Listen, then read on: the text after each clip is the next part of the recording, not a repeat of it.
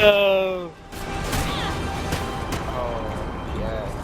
Oh, Woo! It's too fast, Jake. It's too fast, man.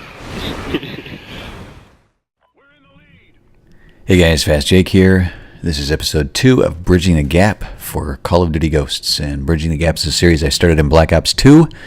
And it was so that I could bridge the gap between where I played and where I wanted to play. And where I played was below average and where I wanted to play was above average. So I started breaking my gameplays down to find out why it was I was doing so poorly.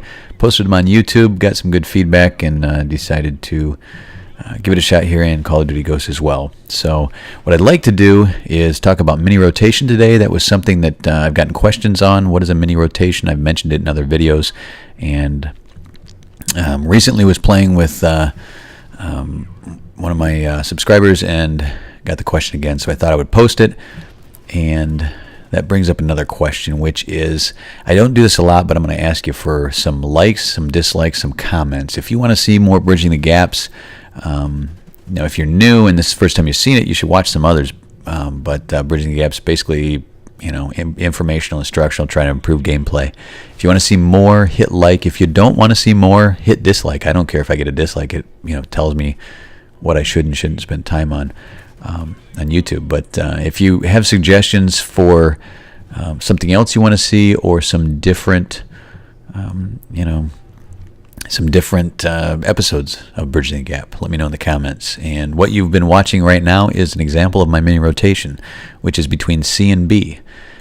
Right now we have A. Well, we're losing A. We had A and B, and what I was doing was protecting B and keeping the enemy pushed back on C. I was going back and forth in this area, and I'm sure to some of these guys that kept getting killed from C, they thought I was camping, and really what I was doing was covering both areas. I was covering a wider range of the map than I was traveling, and it was near the objectives. It wasn't just me sniping in the back of the map and covering whoever would run by after they got spawned. After they spawned. Right here, I'm being very cautious because the spawns did flip, and I know that my mini rotation is going to change. I was very comfortable between the B and the C. And it was working out pretty well, and now I know that it's not going to be. The spawns flipped. I'm moving back around, even though they were getting the B flag.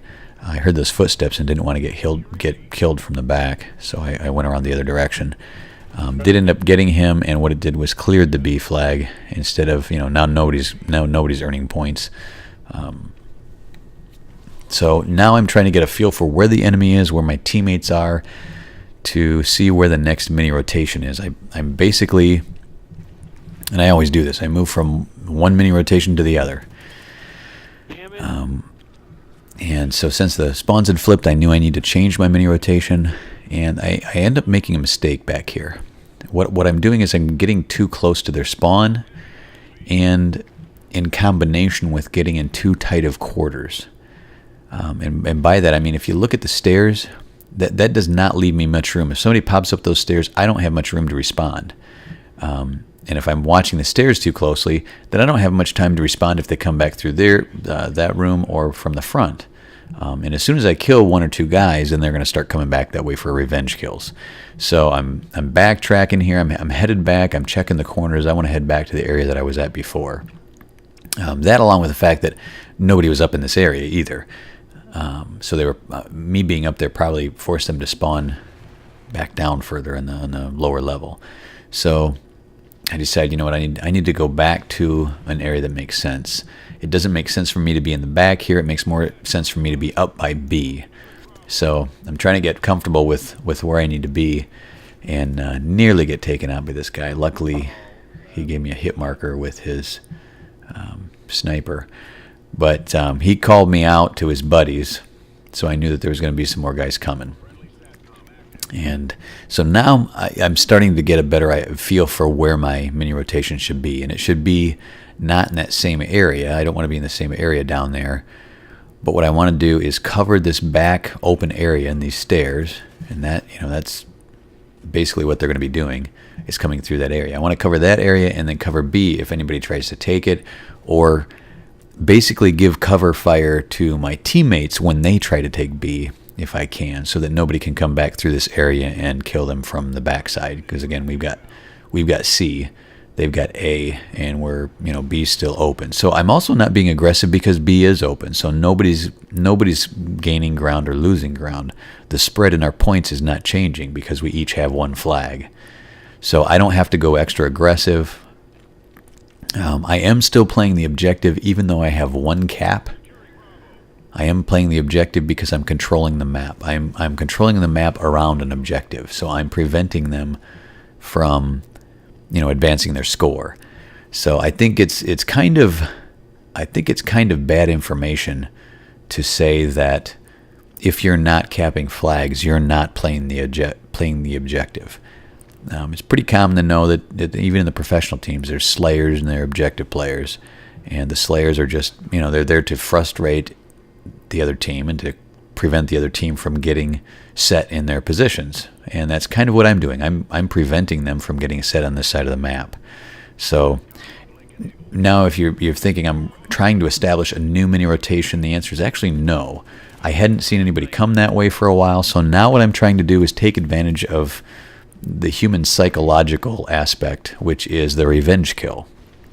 A high percentage of the time when you get killed from the side or the back and it's in your spawn area, you're going to go back there and try to get even. You're going to try to get some revenge. So I killed a couple guys there. I start coming back here thinking they're going to come through, and right on cue I'm seeing some traffic. I don't know if it was the same guys or not, because to be honest with you, I didn't go back and look.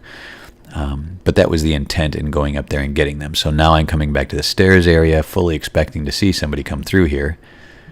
And when I don't, I come down here and try to cover the B area. Now in the meantime, we've taken A and C, and B gave up B to them. So, which doesn't change what I'm doing. Again, they've got B, that's fine. We've got 2 flags. I'm not going to go aggressive after B because we do have to. Here is where I make my fatal error and lose my flawless streak. And I just wasn't sure if he was going to come to the right or the left, and picked wrong. But so that was basically 2 examples of a mini rotation at the beginning of the game, and I went 17-0 basically until I got killed. And it took 7 minutes to do that, which is a long time for 17 kills. But the point wasn't to get a lot of kills. The point was to control an area of the map, which we did. We ended up, we're up by 25 points here, and so I met my objective. I did what I wanted to do, and now I'm playing a little bit different. But anyway, if you made it this far, hit like. Don't forget to comment. Let me know if you do or don't want to see more of these. Let me know what you want to see if you don't, or what you want to see if you do. And until next time, here's to Bridging the Gap. Why is this slut playing music?